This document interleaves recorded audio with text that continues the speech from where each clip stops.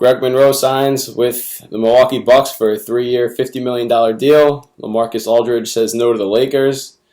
The NBA free agency has been busy. If you're the Knicks, first off, you're devastated by this. Monroe really sent a message to the Lakers and the Knicks, really showing that winning is the chief concern of himself and a lot of the other free agents they're showing out there. He says no to LA and New York, two huge markets. Markets that for a player like himself would seem really attractive, considering that he was in the second tier of all of these free agents. And, if you're going to try to market yourself and try to progress into what could be viewed as a star in the NBA, those are the two most mainstream markets to be in, with a little bit of success, let alone the money. He really could have elevated his brand, and he pretty much said, I'll go to Milwaukee, I'll play with a young, up-and-coming team, take my 3 years, $50 million max contract, and work it out there, because in his eyes, not only does he want to win, which should be the chief objective of any basketball player, but he thinks that winning will cure all in terms of marketing, brand recognition, and he's right. Everybody loves a winner.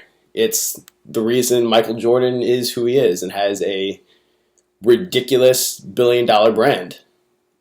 Winning. If you're the Knicks, you met with Monroe. He was the first guy you were trying to sign, and you lowballed him. Apparently, the Knicks did not offer Greg Monroe a max contract of 3 years, $50 million, which is what he was looking for, a 3-year deal, and then re-up in a couple of years when the NBA salary cap spikes through the roof and get more money then. I don't know how, if you're the Knicks, you lowball in that situation. The only thing that would make someone, especially when you're trying to fight LA, for a guy that you'd think would have went to one of the two franchises for a player, is the money. That's the only thing the Knicks have going for them, is cap space. And you lowball him. I don't know how you think that was an actual strategy that was going to work. And if you're the Lakers,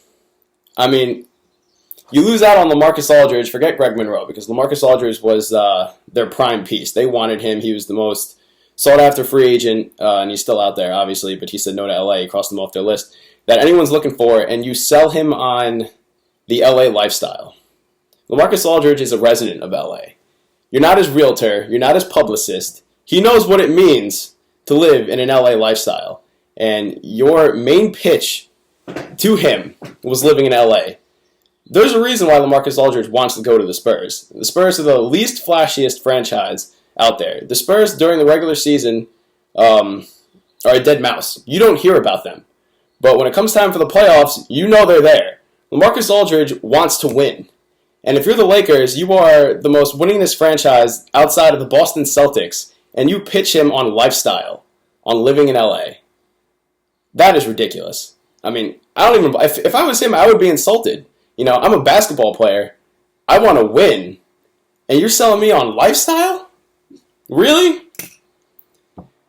Let's forget the fact that Kobe's aging and people don't want to play with Kobe the same way they don't want to play with Carmelo. They're pretty much the same player with the same stigma attached to them, except they're just separated by about 7 years, I think, in age. But you got to do better than that. You got to talk about D'Angelo Russell, the guy that are being compared to Magic Johnson in terms of pure passer ability, who, by the way, played with the Lakers and had wonderful championship runs. But no, you sold him on lifestyle. And I know the Knicks are meeting with LaMarcus Aldridge today, but if you don't, I don't even know how the Knicks even come close to selling LaMarcus Aldridge. You lowballed Greg Monroe. You just look like morons right now. Not to mention that Porzingis, even though he's a developmental project, plays the same position as him. And I don't think LaMarcus Aldridge right now wants to hear about mentoring their first-round pick, who the entire league seems to hate. But, if you're the Lakers and the Knicks, you struck out hard. You got to stop focusing on marketing and branding and coming and playing in our wonderful, huge city with our great amenities. This is modern NBA. You can brand yourself anywhere. Modern technology has allowed you to make a brand out of nothing in any city. But the big thing that earns big bucks are winners. Michael Jordan developed the Jordan brand because Michael Jordan, before anything else, when he started winning off these championships, when he started having a three-peat, he started setting offensive records. He started really developing into the best player known to man. That's when the Jordan brand took off. Winning cures all. In and out of sports. Winning cures all. So, if you're the Knicks and the Lakers, start winning. And do it quickly. That's all I have to say about this topic in particular. It was pretty spread out. But if you have an opinion on anything, or if you think there's another video I should do to elaborate on certain topics, please, by all means, leave it in the comments down below.